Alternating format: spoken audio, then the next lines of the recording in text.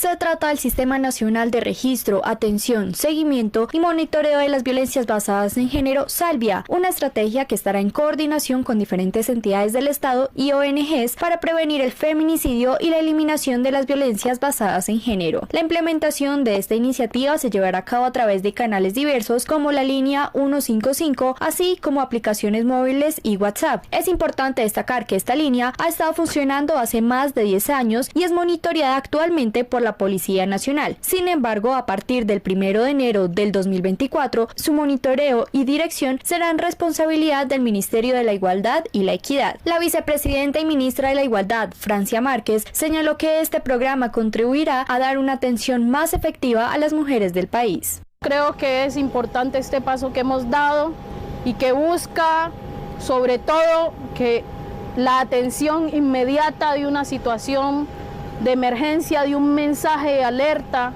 sobre la violencia que pueda vivir una mujer, nos permita salvaguardar la vida de esas mujeres y nos permita atender como Estado la situación.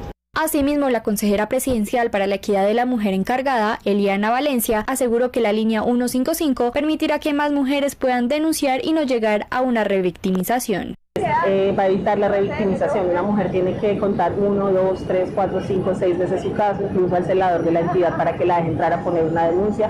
El sistema va a evitar esto.